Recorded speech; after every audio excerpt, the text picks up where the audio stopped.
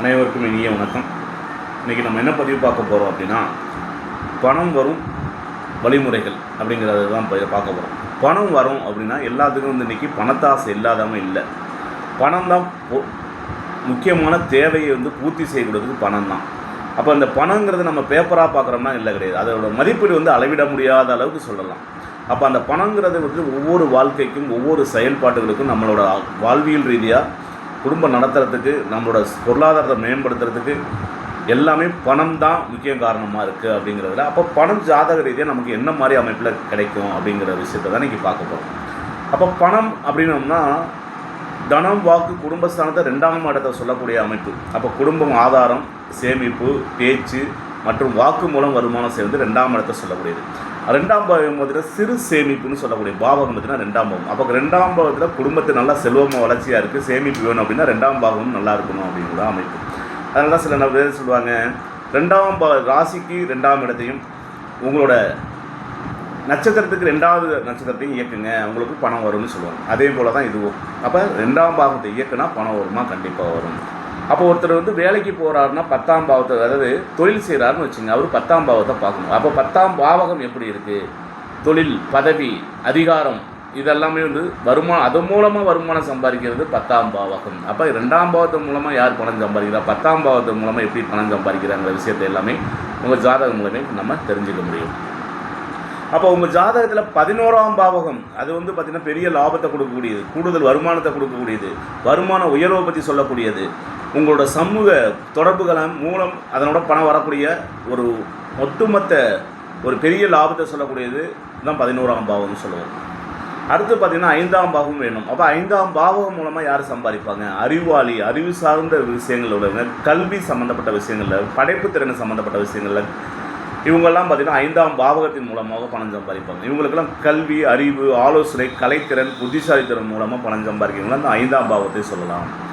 அப்போ சிலர் பார்த்திங்கன்னா 4ஆம் பாவத்தை பற்றி சொத்து சேர்ப்பாங்க. அப்போ யாருக்கு இந்த அமைப்பு இருக்குன்னா, உங்கள் லக்னத்துக்கு 4ஆம் அதிபதிகள் 4ஆம் இடம், நல்ல சொத்து, நல்ல வாகனம், நல்ல தாய் வழி சொத்துக்கள் மூலம் வருமானம் வரக்கூடிய அமைப்பு உள்ளவங்க பார்த்திங்கன்னா 4ஆம் பாவத்தை சொல்லக்கூடியவங்க.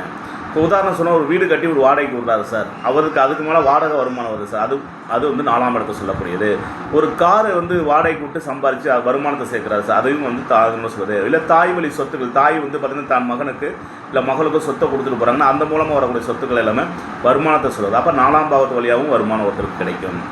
அடுத்து பார்த்திங்கன்னா ஒரு சிலருக்கு 9ஆம் பாவத்து வழியாக பணம் வரும் அப்படிம்பாங்க. 9ஆம் பாவம் பார்த்திங்கன்னா அதிர்ஷ்டம், வெளிநாடு யோகத்தை சொல்லக்கூடிய, தந்தையின் அருளால் சொல்லக்கூடியது, இதன் மூலம் பணம் வரதுலாம் 9ஆம் பாவம். அப்போ 9ஆம் பாவம் சொல்லக்கூடிய குரு நல்லா இருக்கான்னு பார்த்துக்கணும் 9ஆம் பாவத்துக்கு.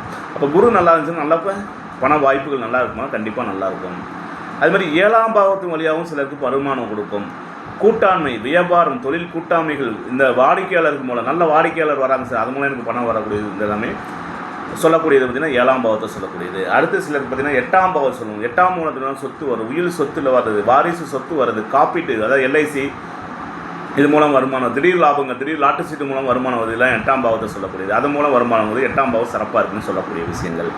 அப்போ இன்னொரு சிலருக்கு பார்த்திங்கன்னா 3ஆம் பாவத்தின் மூலம் தொழில் தொடர்பு, தகவல் தொடர்பு, மார்க்கெட்டிங் சம்மந்தப்பட்டது, எழுத்து, ஊடகங்கிறது என்ன சொல்கிறது, இப்போ இன்றைக்கி இந்த டிவி சேனல் இருக்கிறது, யூடியூப் சேனல் இருக்கிறது, பத்திரிகை சம்மந்தப்பட்டது, இதெல்லாம் முயற்சி பண்ணி வருமானம் சம்பாதிக்கிறாங்கன்னா 3ஆம் பாவம் உங்களுக்கு சிறப்பாக இருக்குன்னு அர்த்தம். இது அப்போ ஒருத்தருக்கு நல்ல அமைப்பு வேணும் அப்படின்னா இத்தனை பாவங்களும் செயல்படணும். அதோட முக்கியமாக பார்த்திங்கன்னா ராகுக்கு இது கூட தொடர்பு நல்லா இருந்துச்சு அப்படின்னா, வெளிநாட்டு ராகு நல்ல தொடர்பு இருந்துச்சுன்னா வெளிநாட்டு ஆன்லைன் வர்த்தகம், ஐடி, டிஜிட்டல், வெளிநாட்டு திட்டங்கள் பணம் வரவு மூலம் கண்டிப்பாக பணம் சம்பாதிக்கக்கூடிய அவசியம்.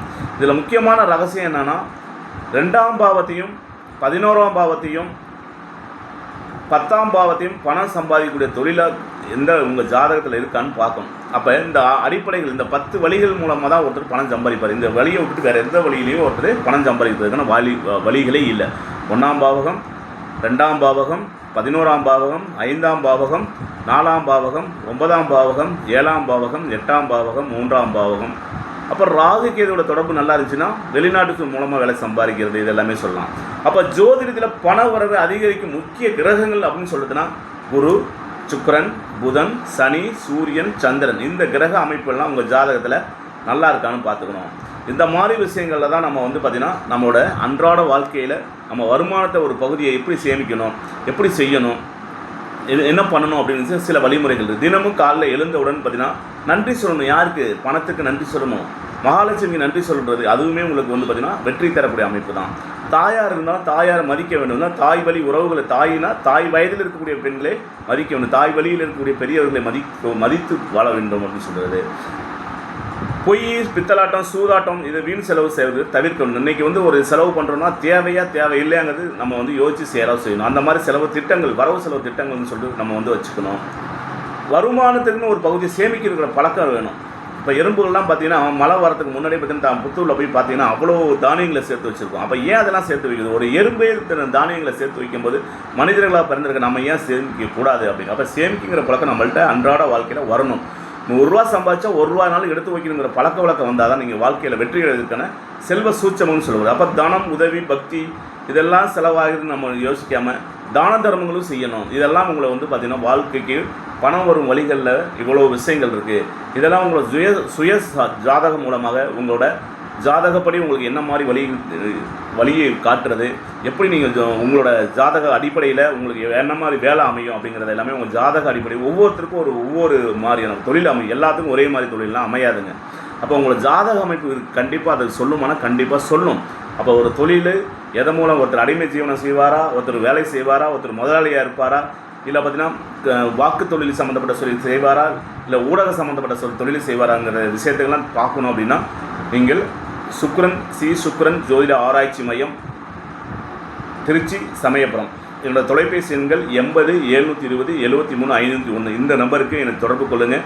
உங்களுக்கு ஜாதக ஆய்வுக்கு முழுமையான பலன் கண்டிப்பாக உங்கள் வாழ்க்கையில் பணம் வரும் வழிமுறைகளை வழிகாட்டுவதற்கு சுக்ரன் ஜோதிட நிலையம் என்றென்றும் உங்களுக்கு கடமைப்பட்டிருக்கிறது.